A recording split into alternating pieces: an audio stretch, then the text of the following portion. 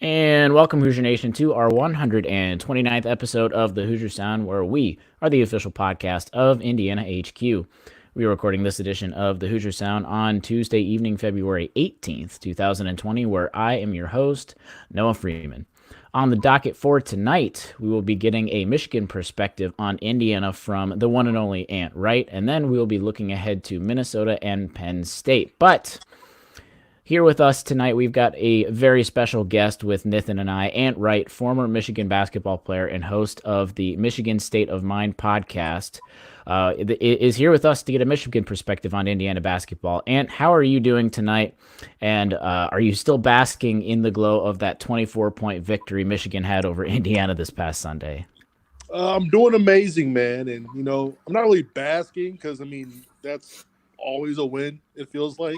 So it's just one of those things where that should have happened. So I'm not like, oh my gosh, it's more like, okay, I don't know. It's like playing like a Northwestern at home or something. Sure. You know? Yeah.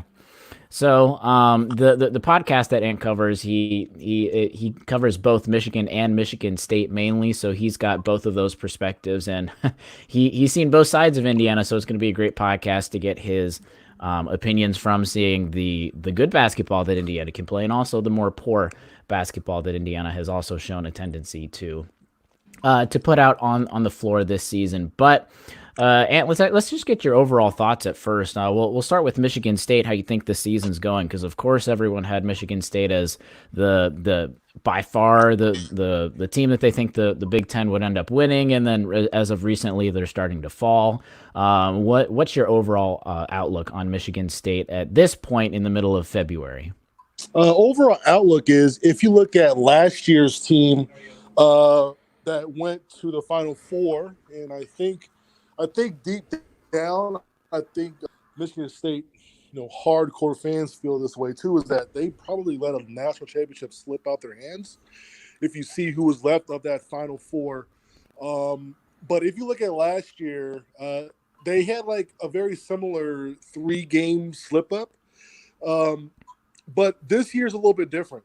They're like last year's team, their surrounding cast did a really good job, and they did a good job. Like Kenny Goins and Matt McQuaid, they were able to do their job without having a lot of touches and a lot of usage.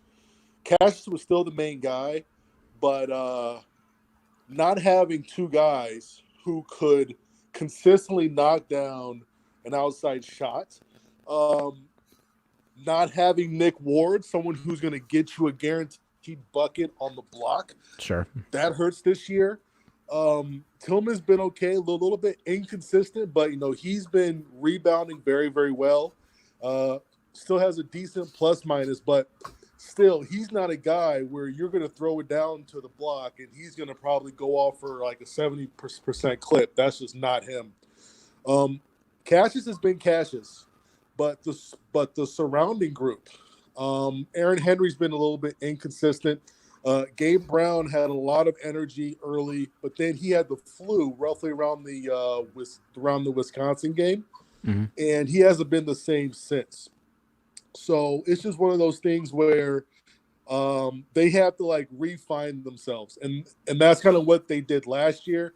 The tough part is the finish to their season is really freaking tough. If you look at their schedule, I think they're at Nebraska. Then they have 3 games. I think they play Iowa, then Penn State. Like they have a very tough stretch.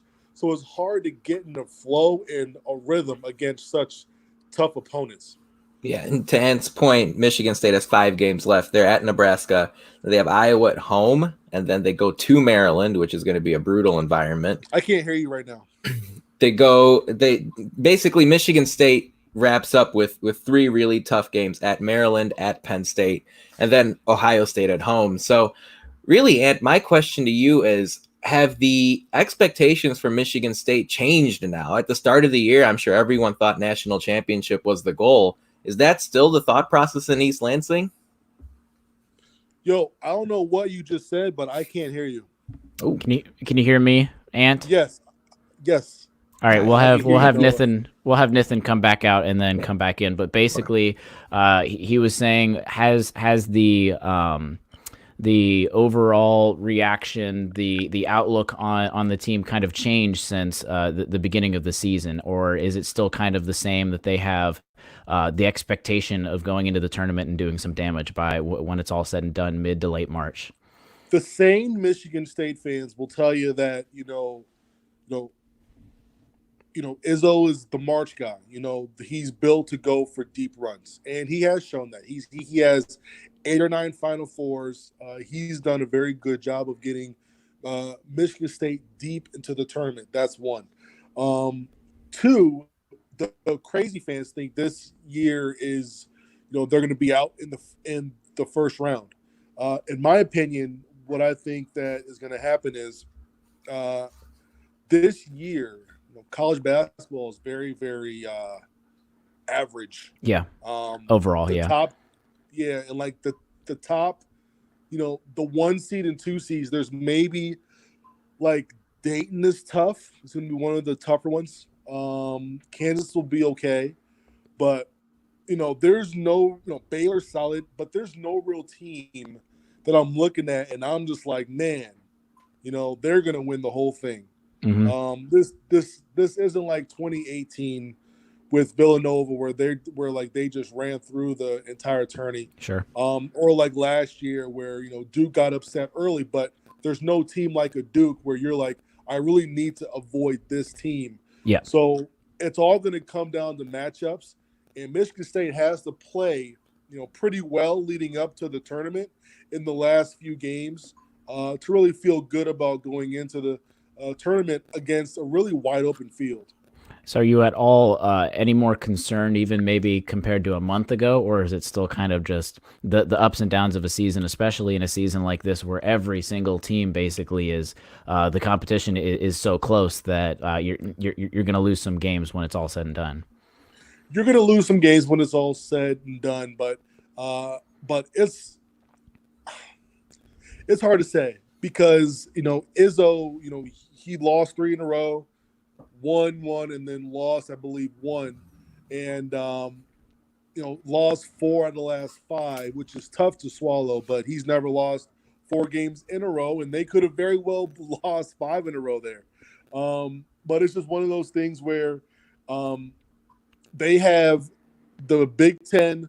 Probably Luke Garza is going to be the player of the year in my opinion. Mm-hmm. But you have Cassius Winston, who's going to be like probably second or third right there. Yeah. Whenever you have that type of guy who could turn on at any minute, all Michigan State needs, and I think that they need to play Kyle Arns a bit more, and they have a pretty deep front court as well too. So Izzo is going to mess around with some pieces here over the next few games, and they should be fine, honestly. Ant, can you hear me now? I went out and came back in. Is this any better? I can hear you perfectly now, man. Awesome. There we go. Sorry about that. You played in the Big Ten a few years ago. You've covered the conference now for a few years. Is this as good as the Big Ten has ever been, or are we just prisoners of the moment? This is going to sound crazy, but I don't think the college basketball in total is very average. I think the Big Ten is just very average throughout. It's just that everybody's average. So it feels like it's like this competition. But I mean, come on. You put 2012, 2013 Indiana in this year's conference. They run a train through everybody. Let's be real. Sure. Let's be real. Same thing with Michigan from that year. Same thing as Michigan. Michigan and Indiana that year were completely stacked. Like imagine what Yogi Ferrell would be doing to some of these guys, and Oladipo would be doing to some of these guys. That dude with bounce, his name was like Troy something. Troy Williams. Williams. Yeah. Troy Williams. That dude will be jumping over some kid. You know what I mean? They don't have any. It's not good. I mean, yes, there are average, above average teams. They're average, above average teams, but relative to what we're used to seeing, there are there's not a lot of. Are there any lottery picks in the Big Ten this year? Think about it. Yeah, I mean, and especially when you have to at least even think about it, Yeah. it starts away Who are making your you. first round picks? Uh, Guaranteed. Your life is on Jalen the Smith, line. Maryland. Who is your first round pick? Jalen Smith. Okay, I got you, Jalen. Ooh, after that. Right? 'Cause, You know what I'm yeah. saying? So Because it's not as cut and dry when you've got someone like Cassius Winston or Luka Garza that could be not just Big Ten Player of the Year, but Player of the Year. It's not as cut and dry because a guy like Cassius Winston is not with just the way he is not a first round lock basically. Right. He'll probably go sometime in the early mid second, Yep. maybe first if a team like really falls in love with him. Mhm. But I mean, it's just one of those things, man, where overall the Big Ten, college in general, is all very, very average. And because of that, it looks like the Big Ten is super competitive. It's because they're all really average teams. Yeah, sure. Honestly. Yeah, which I think we could all agree with that. I think most Indiana fans can agree with that too. But let's move it over to the Michigan side a little bit. And of course, I think I could probably set this question up for about 10 or 20 minutes since you guys have had a very roller coaster of a season, obviously changing coaches and then getting up to a top 5 AP team and then going down with the amount of losses that Michigan has, at least currently, and then of course blowing the doors out of Indiana. So in terms of wins and losses, and maybe the Indiana fans that aren't able to watch Michigan on a weekly basis, what have you made from this team this year, and how are you making the transition from John Beilein all the way over to this year? Transition's been fine.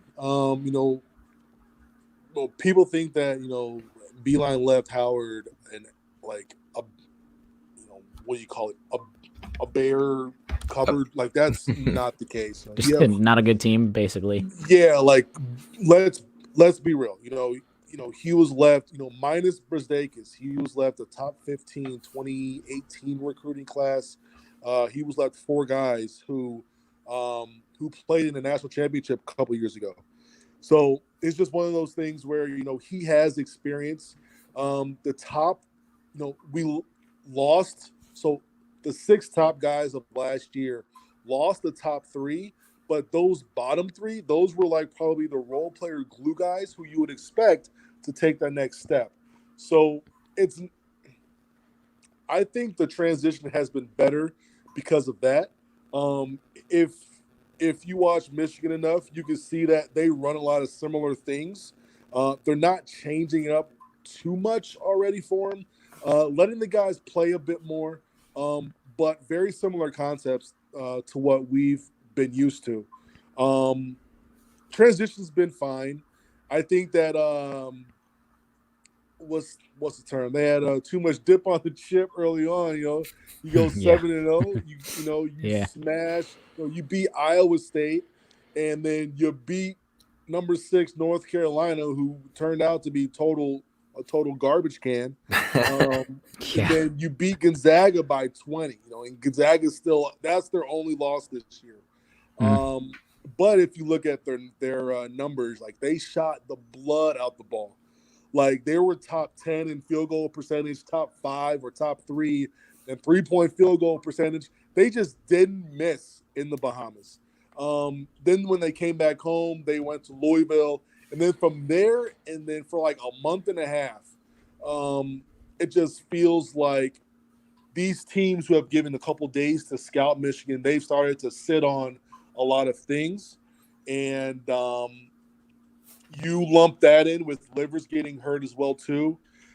Michigan didn't start, they went a stretch where they were like 2-8 versus high major teams since the Bahamas. And missing Livers was huge in that. Other teams scouting us was huge in that. But then the offense started to get more layers as one. And then Livers being now healthy again also helps as well, too. And I believe they've won 4 of the last 5 games. Yeah, and I guess my question really is what changed? Is it as simple as Livers got back? You said the offense I think the phrase he used was added more layers. Can you maybe add some more to that comment? Just because Indiana fans right now are panicking. I mean, here's the deal. Gotcha.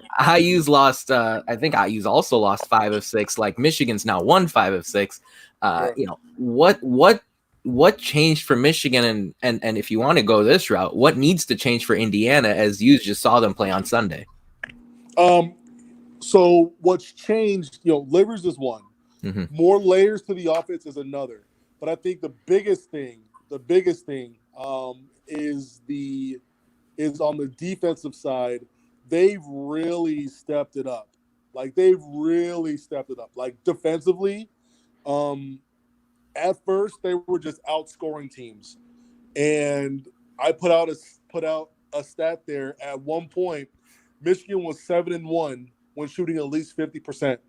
They were 1-6 when shooting under 50% versus high major teams. So now they don't have to shoot well to win games, which you shouldn't have to. So they found another way to win, which is huge for this team. When it comes to Indiana, I mean, yeah, I don't know, man. Like, to me, it's like that's what I kind of expected. I kind of expected it. A bunch of athletes. Indiana doesn't do very well when facing a bunch of skilled guys. With multiple ways to get things done. And I think that's why they have so much success against Michigan State, is because Cassius Winston isn't the fastest, biggest, most athletic dude on the court. And I think that plays to Indiana's favor because that unathletic dude is the main dude. And now you're putting these athletic, these quick, these nasty guards on him, locking everybody else down, just making life just hell, where everything is initiated through Cassius.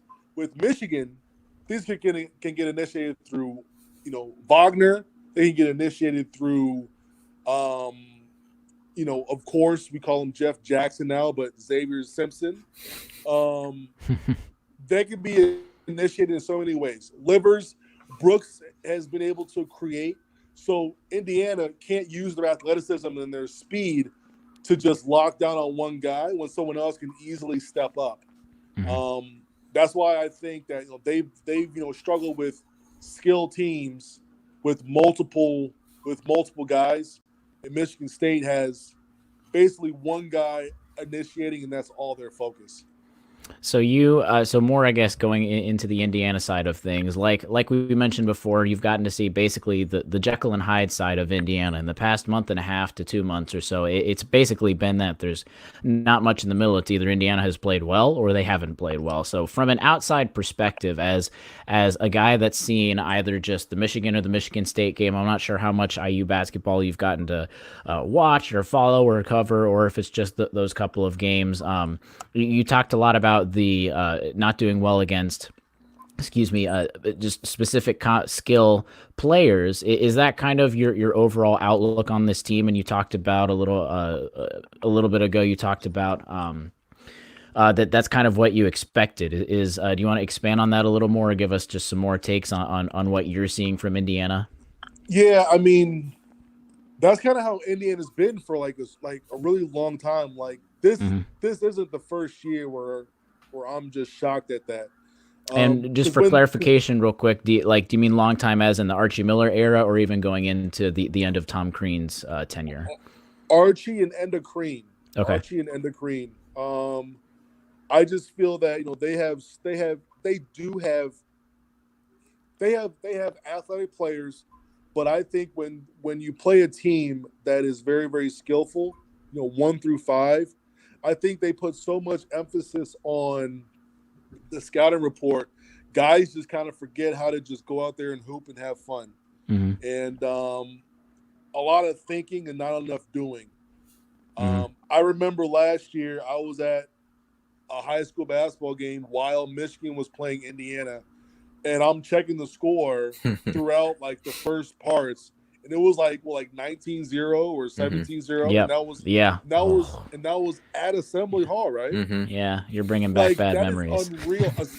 Assembly Hall, in my opinion, is top 3 toughest places to play, just based on how the seats are on the opposite the benches, like how they kind of just go straight up like an opera house. And the students Super are right weird, there. super strange.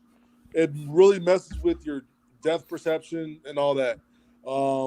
Tough place to play, and for Michigan to do that, like you could, if you go back and watch that game, you can see guys are just confused.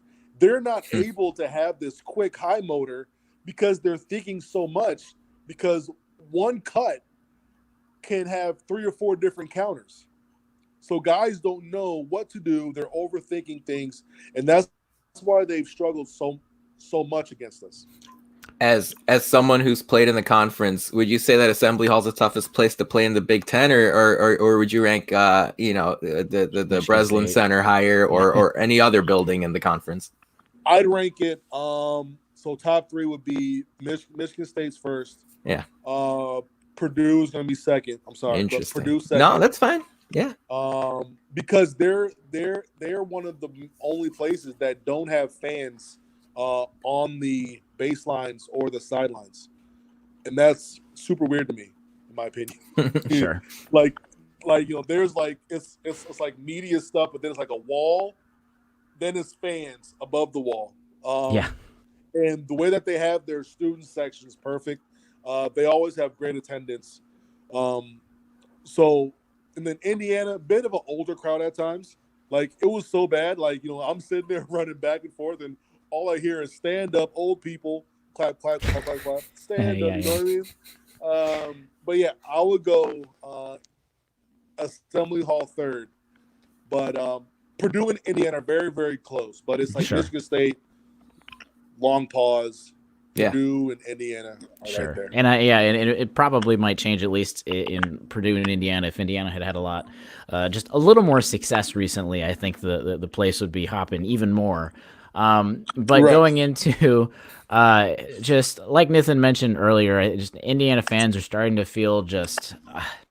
I guess just tired is a good word, or just one of the words, and everyone's just looking for answers of basically why and what is wrong. So someone on your side, a guy that doesn't follow Indiana religiously, and also a former player, is this, and this could go a lot of different ways. So, and I guess you don't have to get too political, but is this more of Archie / maybe the end of Tom Crean's doing, or is this more of the players' side? Because we've obviously seen a guy like Archie Miller be successful at Dayton, and his scheme with the pack line defense win a national championship most recently, and you've seen Tom Crean obviously have really good seasons and get to the Sweet 16 a couple of times. And where is because at this point Indiana fans aren't looking for how to fix it, it's just where the blame is going. And as sad as that is, so what are your thoughts? Is this more of like a coaching scheme that is kind of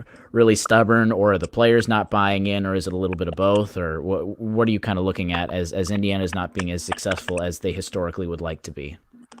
I'll ask you a few questions throughout, but sure. A lot of it, in my opinion, comes down to culture.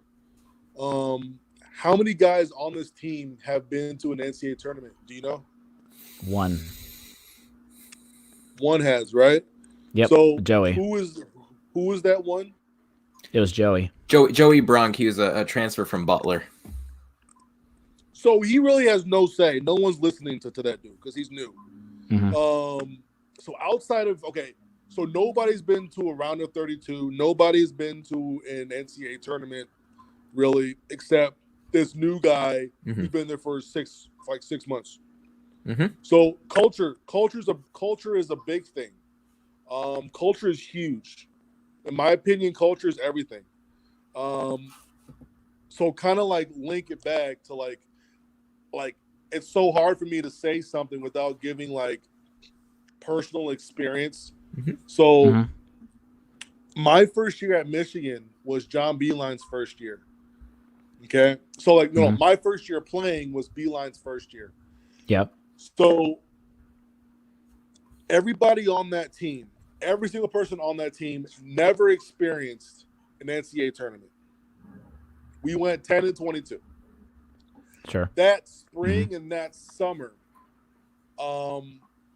we all got together, threw agendas aside, and worked our tails off.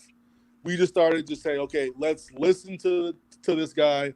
He's been to an Elite Eight. He's been successful literally wherever he went. Let's just do it. And then we held people accountable. You had the juniors and seniors holding sophomores and freshmen accountable. New guys coming in were held accountable and all that fun stuff. That year, we end up beating UCLA and Duke early, and we end up getting a 10 seed in the NCAA tournament. Then Indiana would take that, yeah. Right. Then we won a game in the round of 32, right? Next thing you know, that next year we're ranked number 15, right? Yeah. We didn't understand how to handle success. Totally flopped that year. The next year, Michigan goes back to the tournament, loses to Duke in the second round. Darius Morris misses a floater, right?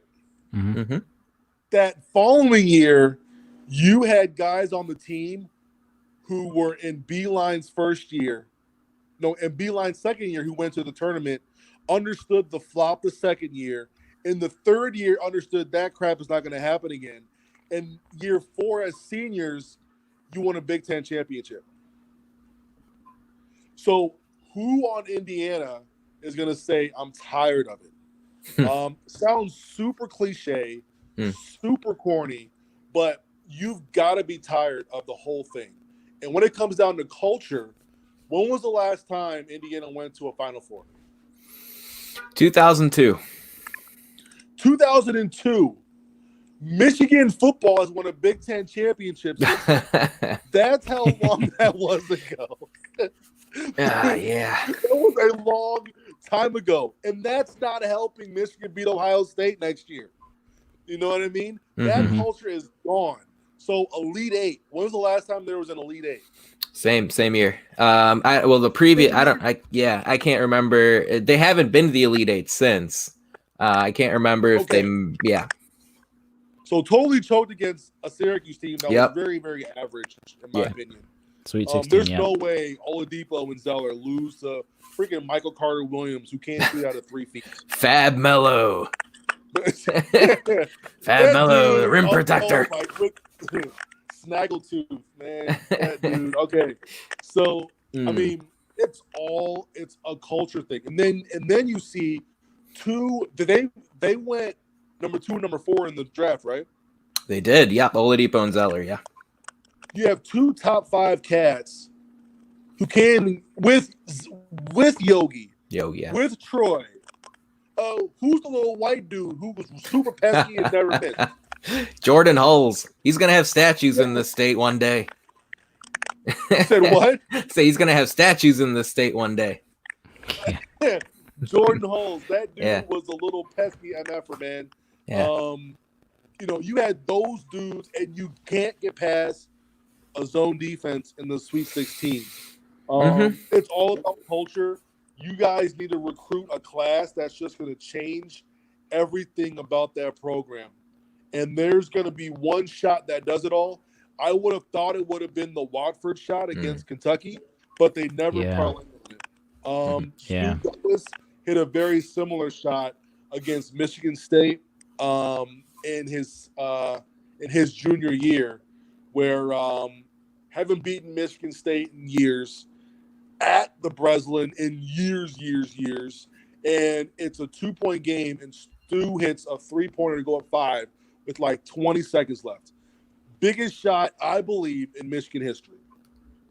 Well, over the last like 25 years. Sure. Biggest shot, because that changed the whole culture. From that point on, Michigan has been very, very tough. They've been mentally tough, and it's been a culture thing. Like, they're still singing songs today that we sung in 07, 08. and that's like that's a culture thing. You know what I mean? And and like, you know, who has agendas coming in? Are you recruiting based on how talented they are or how badly they want to win? You know what I mean? Sure. It's one thing to recruit well. It's another thing to recruit efficient. Okay. So they need a bunch of that.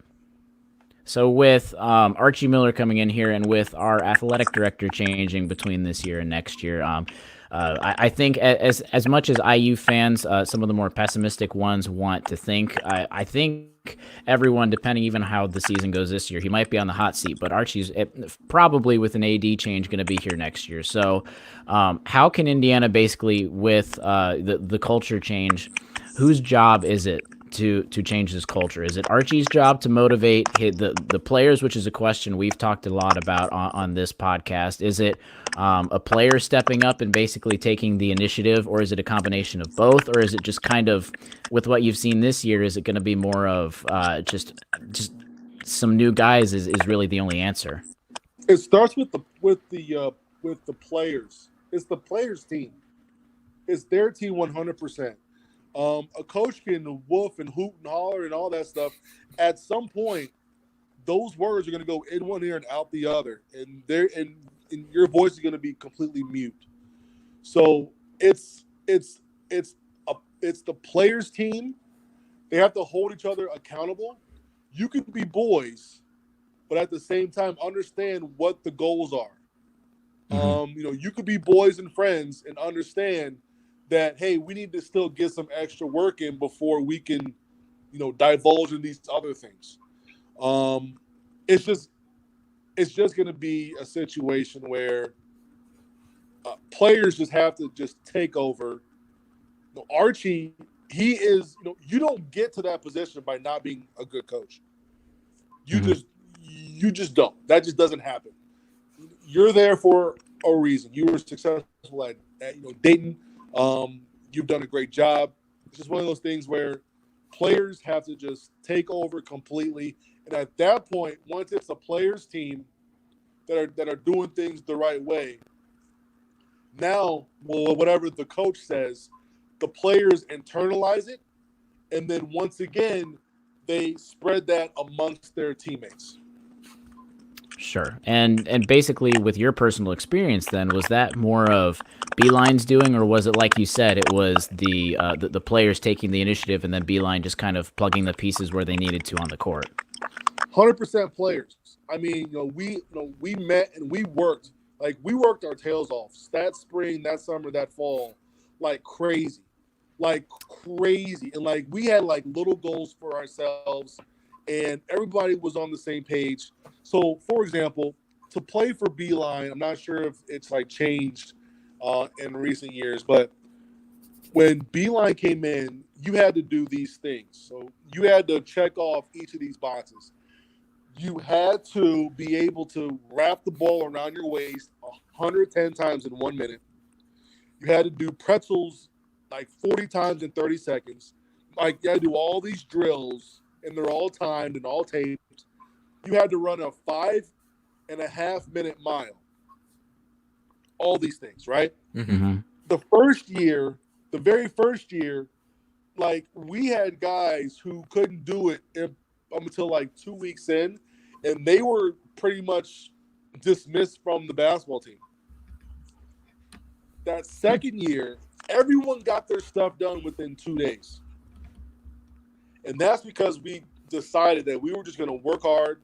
We were going to listen, because we didn't know any better. You know, we didn't know what it was to win. We knew what it was to win, but we didn't know what it was to really work hard. There's working hard, but then there's like high major Division I working hard. Those are two totally different things. But it's so much of a culture thing, man. It's so much of a culture thing where you take every possession like personally, not this float around BS. And like, it pissed me off watching your lottery pick last year play, as good as he was. Romeo Langford. You know, watching him, yeah, Romeo Langford. You know, kind of like loaf around on defense. low frown on offense, but he's getting his, so everything's okay. And not holding him accountable as well. Guys realize that. If you hold him accountable, if you can hold a lottery pick accountable, you can hold accountable the fourth or fifth man Anyone. as well. Right. Yeah. So is this something that, from your perspective, and your time on and off the court, is this something that Indiana can change this season, or is this kind of a culture thing that's kind of too big to fix in a month and a half? No, I think they're NIT bound this year, and I think it's just going to be a situation where they're going to have to really dig, like this is some of the most cliche, corny garbage, but it's so true. Where they're just going to have to dig in and come together as a team, like in April. Like, don't wait until June, July when everyone meets back up. Like, April, take some spring classes, take some spring session classes just to stay on campus. Stay around, watch extra film with the coaches, things like that. And I don't think they can change it this year. Next year, how is your recruiting class, and who do you guys lose? Well, the recruiting class it's got a couple guys in it right now, Anthony Leal and Trey Galloway, two in-state kids. I'm not sure exactly what the ranking is right now. They lose a couple seniors in Devonte Green and Duron Davis. Davis had a big game at Michigan on Sunday. Devonte Green is one of the most polarizing players in Indiana basketball history. Yeah. He had 27 on Thursday against Iowa, but it's a senior class in Green and Davis right now that have not made the NCAA tournament. So that's kind of who's coming in, who's going out. Nothing really earth-shattering either way. Yeah. And Jordan Geronimo as well, too. So three guys that are incoming recruits that, at least as of now, seem to buy into what Archie's doing. So gotcha. Yeah. So like Anthony Leal. Mm-hmm.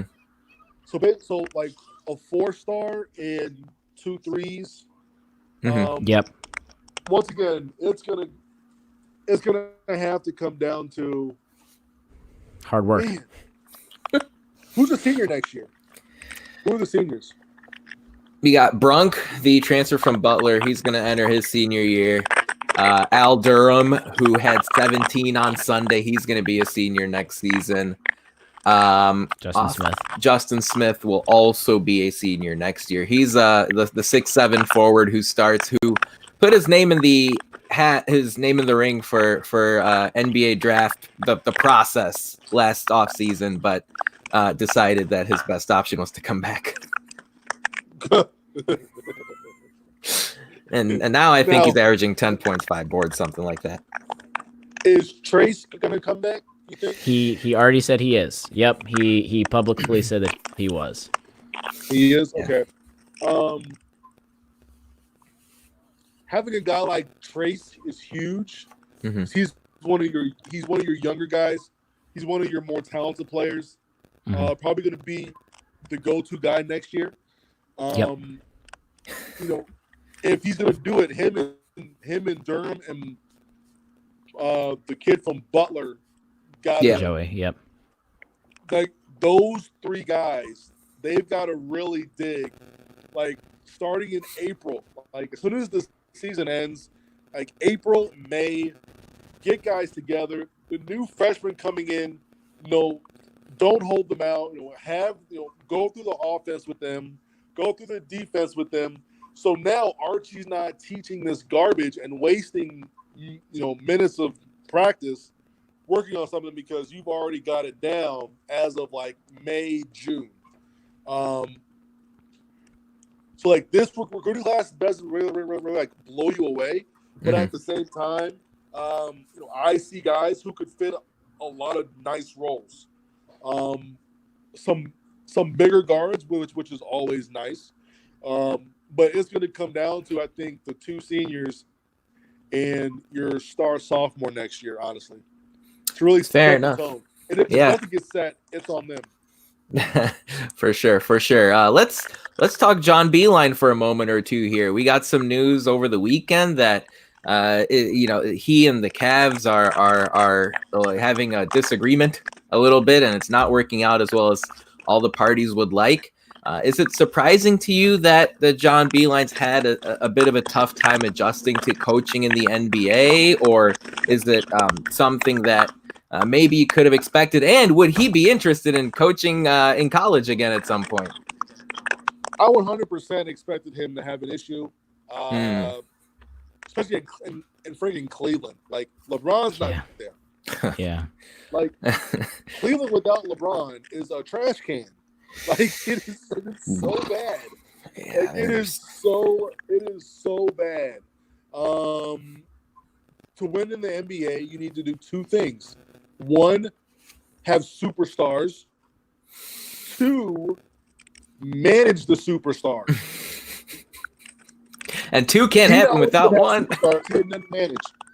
Right. So he's just out there just hanging out, collecting a paycheck. So wasn't surprised that he left. I was surprised that he took that job.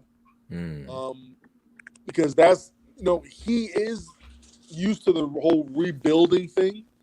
And he may have seen some other coaches be able to go in there and have a couple years in one place, get let go, and then he'll go somewhere else and he'll find better players. But a place like Cleveland, no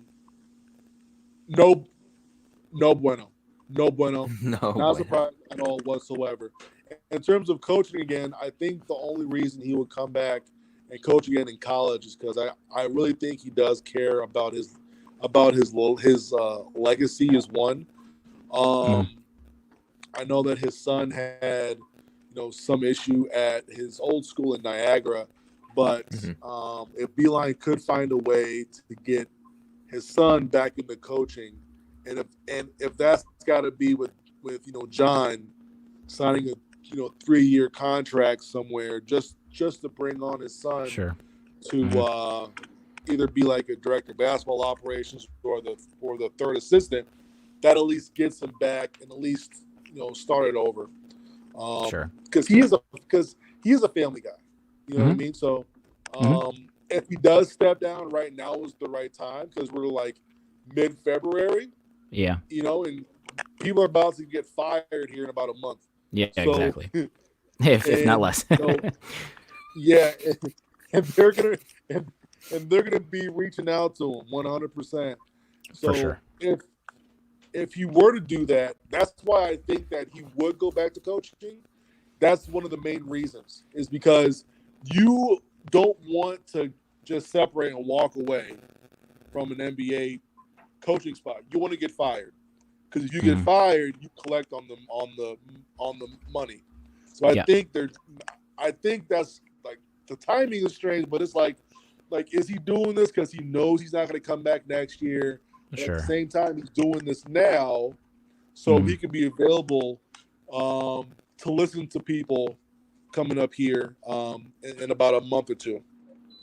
Yeah, would make sense. And then for your counterpart with Mark D'Antonio at Michigan State, we don't have to get into, because I know you did an hour podcast on that. So if you want to get any more specifics from his side, you can go listen to that episode in the Michigan State of Mind podcast. But was that a surprise? And then basically kind of going a little bit farther forward, are Michigan State going to take any hits in terms of play on the field, or just how did you make the overall Michigan State football scenario that presented itself a couple weeks ago?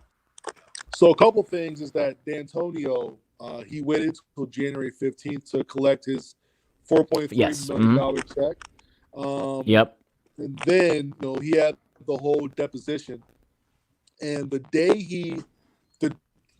he stepped down and put that on Twitter, someone hit me up like an hour and a half before then and said D'Antonio is leaving.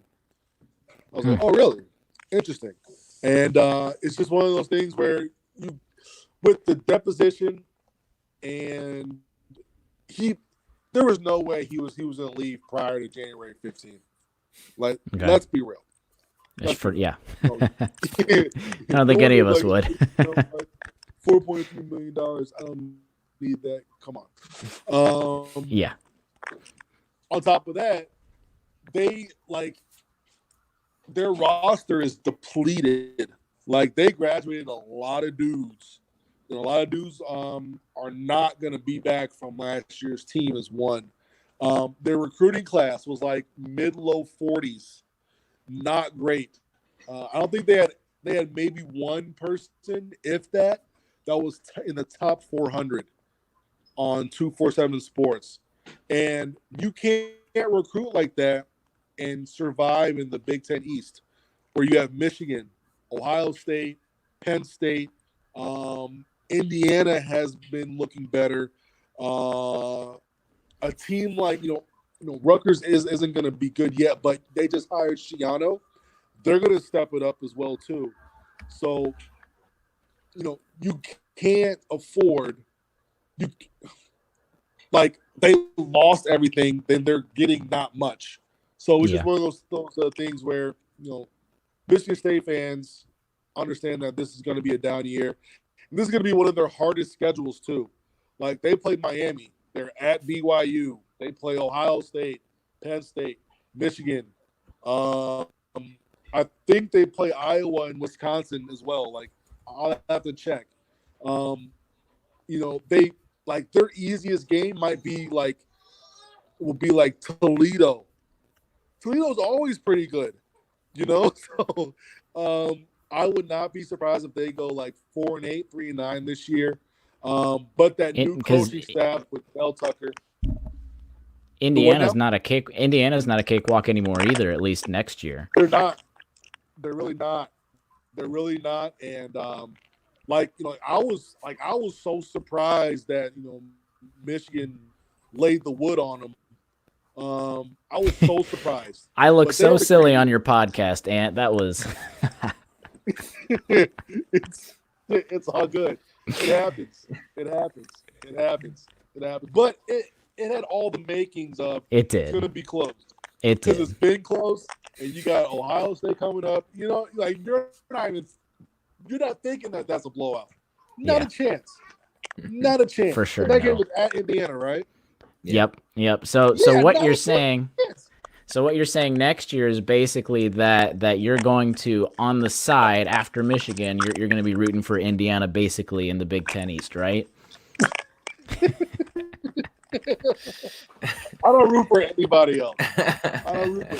Fair enough. Fair enough. Football is like the one sport where I'm just a casual, crazy fan.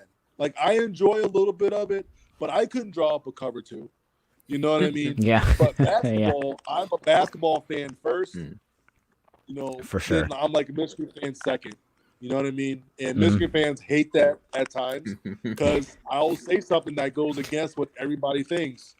Like, well, I'm not gonna be blind here. Like, that was a foul or it wasn't a foul. That was a travel, not a travel. So.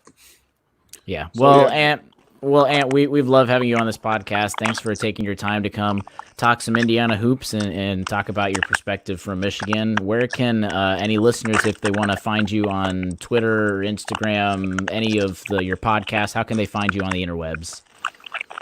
You can follow me on It's Ant Wright. That's ITSANTWRIGHT. That's on Twitter. And then from there, all of my stuff is on there. The Michigan State of Mind. I go through Blue Wire Podcast. They do an incredible job of getting me going. But that's where you can find me. You can ask me any questions. I don't care what you say. To get back to you as soon as I can. If I don't, I didn't see it. My mentions are always in shambles. Sure. So ask me multiple times. I swear I'll get to it. Well, thanks again so much. We loved all your insight. I think everyone on this podcast is definitely going to appreciate all the stuff you had to say. No problem, man. Thank you guys for bringing me on as well. Thank you. And we'll see you at some point. Yeah. Yes, sir. See ya. All right, Nathan. So as we transition into our next segment, who won the week this past week in IU sports as we go into the final couple of segments of our podcast. Yeah, no, that was a fun conversation. I enjoyed talking to Ant. It was. You get a lot of really good perspectives. Almost 50 minutes of really good stuff. Yeah. As far as the Hoosier who won the week, obviously it was a tough week for men's basketball, or a tough weekend for men's basketball. The women's basketball team lost as well on Sunday. So we're going to look to the Diamond, where outfielder Grant Richardson, a sophomore, had a really good weekend offensively at number 11 LSU. IU lost 2 out of 3 in the series, but Richardson went 6 for 12. He had a home run in IU's victory on Saturday. And Indiana took a game. Richardson was named the co-Big Ten Player of the Week for his efforts. And that was in a pretty impressive weekend for Big Ten baseball, where teams like Michigan and I believe Michigan State and Nebraska also had some pretty big weekends. So good stuff for Grant Richardson, a sophomore. You know his name. If you're an IU baseball fan or just a casual IU fan in general, Richardson's going to be planted in the juicy spots in IU's batting order this season. So keep an eye out for Grant Richardson. He's an outfielder, sophomore this year. Yep, a lot of good stuff with softball kicking off last weekend, baseball kicking off this weekend, or tipping off, I guess, or batting off. But leading off, great to have Ant on. Yeah. The podcast I mentioned earlier, I went on his podcast to preview. I think it was like his first or second one, literally, of the entire podcast, because he switched over from his to Blue Wire about that time in the middle of the season. And I went on, and at this point, everyone was confident about Indiana, Michigan football. And then I talked about it, and it was like, we were given like predictions at the end and everything. And I said, I wouldn't be surprised. I still predicted Indiana to lose, but definitely not the way they did. And I definitely look silly that next time any of us are asked on, will be like, these guys that said it was going to be a close game. But anyway, I'll kick it over to our social media shout out of the week, and obviously it's going to be Ant Wright, Michigan State of Mind. Again, if you missed it, it's Ant Wright. We'll put these all in our show mentions on IndianaHQ.com if you miss it, and then if you want to listen to any of the episodes of his podcast, at MS of Mind. So at MS of Mind, Michigan State of Mind as well on Twitter is where you can find all of that, as well as the podcast. I'm pretty sure he's on all of the normal podcast listening forums. So great to have him on. But this week, Indiana's got to keep looking forward and try and get a couple more wins and hopefully prove Ant wrong that they're not going to be an NIT team. But at least as of now, that's at least where Hoosier fans might be sadly trending in the direction. But in order to get past that, I think, Nathan, the first thing Indiana has to do is basically go 1-1 every week. Do you think that's fair, at least to try and get to the tournament as best as they can? Yeah, that's a good goal for Indiana to have. Average 1-1. Yeah, 1-1 this week would be nice, because it means they either won a road game, which has evaded them almost every time this year except for Nebraska. Yeah. Or they beat a top 10 team in Penn State, and Penn State, even though they lost today, they're still number 9 in the rankings, and so that would be a very high quad 1 win. So. And they get confidence back, and they get some confidence back in them. 1 win, yeah, you would think. Confidence has been unpredictable with this team, even true. After wins. So I don't know, but either a road win or a top 10 win, one or the other would help Indiana's cause. But sometimes it wouldn't hurt to exceed expectations. Of course. So not saying it's going to happen. But they almost did that 1 week that Michigan State and Maryland. Right. They almost exceeded our expectations. They were 1 minute away from doing so. 1 minute away from doing so. The whole season. Hey, sometimes it's not who you play; it's when you play them. And Minnesota's going through a little bit of a slump right now. Penn State is going to be coming off a home loss, and they have to travel to Bloomington, which is as far of a trip as you get in the Big Ten, give or take. Sure. One of the longest. So sure. So we'll see, but this Indiana team, man, who knows? Really, who knows? Yeah, and I think Indiana football definitely got that. It's not who you play them; it's when you play them. Because Indiana could have gotten 9 or 10 wins this season if you would have switched those Michigan and Michigan State opponents potentially. Yeah. But again, most of us will listen today, but the game will be tomorrow, Wednesday, February 19th. It'll be a really late game. those non-East Coast time people did not take into account that some of these East Coasters the game will be tipping off at 9:00 p.m. These are really rough times for this week of tip-off times. But Wednesday, 9:00 p.m. BTN.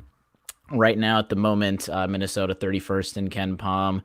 Neither ESPN or Ken Palm gives them much of a chance to win. 29% ESPN and 31% for Ken Palm. And I think, without going too much into specific road wins, if Indiana's going to win on the road, this is potentially their best shot at winning on the road, at least from here on out. So this is in a lot of it's not necessarily a must win, but I mean, it would be really, really nice to have a win at Minnesota. It would put them in a lot of good places. And then on Sunday, Penn State, again, another tough opponent, like Nathan said, right now, currently number 9 in the AP poll. But it'll be Sunday the 23rd and a noon tip-off. So got really, really late start time and then really, really early start time. It'll be on FS1. You've got Penn State currently 11th in Ken Palm. ESPN, this is obviously a much closer game projection, especially since it's at home, but ESPN 46.4% that they think, and then 43% for Ken Palm. So we don't need to go into too many details, especially for Penn State, Nathan, because we already saw them. And I think, to boil this down so we don't talk about it too long, I think basically one of the schemes that they might have to go for at Minnesota is obviously some of the obvious stuff, but then into the more nitty-gritty things, maybe just like they did against Luka Garza, maybe have Ayo Dosunmu go off and then kind of just keep the rest of the team at bay, because Penn State found some success against them recently. But I mean, besides the obvious IU, is there anyone else in Minnesota real quick that we should look out for, or is it just going to be again another toss-up game where you hope Indiana is able to come out with something more than they have been at any road game? So Ayo Dosunmu is the Illinois point guard. I'm sorry. Daniel Oturu is the big man on. No worries. He's the big man on Minnesota, who's averaging 19 and 11 this year. You can tell it's late at night. Yeah, I know. Hey, look, it's no big deal. Sometimes the point guard lets the guy go past him, but then you have the rim protector to block the shit. The help defense is here. No worries. All right, we're good. And not like it is at IU. Ching. There we go. Yeah, it depends. Right. Yeah, Oturu's the big man for Minnesota. 19 and 11 on average this season. He's slumping a little bit. He had 15 and 6 against Iowa. But then again, he had 32 and 16 in the previous game at Penn State. So it is a guy. He's long. He's athletic. He's a force inside. Maybe Indiana does go with the same strategy. Who knows? At the same time, if you can attack him defensively with Trayce Jackson-Davis or with Joey Brunk or with Deron Davis, who looks all of a sudden like a feasible offensive option coming off the bench, IU could perhaps get the upper hand if Oturu gets hit with 2 early fouls or his 3rd early in the second half, something like that. So definitely going to be interesting. Minnesota's trying to figure things out a bit. They're on the outside looking in as far as the NCAA tournament field. If you look at a lot of the recent projections, they've lost, I believe, they've lost 5 of 7. Indiana's lost 5 of 6.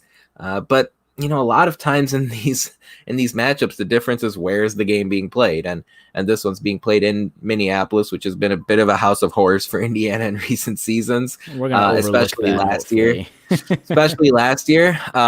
Where IU got smashed at Minnesota. Yeah. So, we'll see. Again, this is one of those games where you hope Indiana can get out to a big start. Because there's no question, especially with this offense right now, team in general, if they go down 10 or 15 early, it's hard to envision them coming back. So, you hope Indiana starts well, maybe weathers an early storm or two, and then we'll see. Archie Miller said in his radio show yesterday, which is Monday, that Indiana's going to look to get Trayce Jackson-Davis more involved. And he said that it's not up to Trayce anymore. It's up to it's up to his teammates. It's up to the coaches to find him the basketball. Jackson Davis has struggled in road games this year, especially, as of late. He had 5 points, I believe, against Michigan on Sunday. So getting your best player the basketball is probably where things start. And hey, look, Indiana, even as tough last year was, Indiana last year won at Michigan State, they won at Penn State, they won at Illinois. Yeah. So a good 40 minutes on Wednesday night would do Indiana a huge favor as far as the tournament selection goes. Yeah, where is the season going to go? And it's going to start with this week. Are they going to be that NIT team, or are they going to fight for a berth in the NCAA tournament? Is basically the question that they're going to try and get answered this week. And I mean, honestly, at this point, I think Indiana fans might even take 2 losses. But if those losses are good and close losses, then maybe something else can come away with it. But we'll have to see going into next week. And now that I'm getting names wrong, I think it's time to wrap this episode up for instead of having Sumo or Turo. Anyway, let's hope he. I don't know. Let's just wrap it up for our 129th show of the Hoosier Sound. Thank you all so much for joining us. Thank you, especially that live audience, for always coming out, participating in that chat, especially Tuesday evenings. We really appreciate your support. We'll be back next Monday for another edition of the Hoosier Sound Off. News and updates, Twitter, so subscribe so you don't miss out any of those episodes. But most importantly, if you enjoy our show, tell some friends, share our link, leave us a review on Apple Podcasts, Facebook. But that's really how we want to grow this podcast, so we can reach all of those passionate IU fans such as yourself. But as always, thank you for listening, Hoosier Nation, and we'll see you next time. See ya.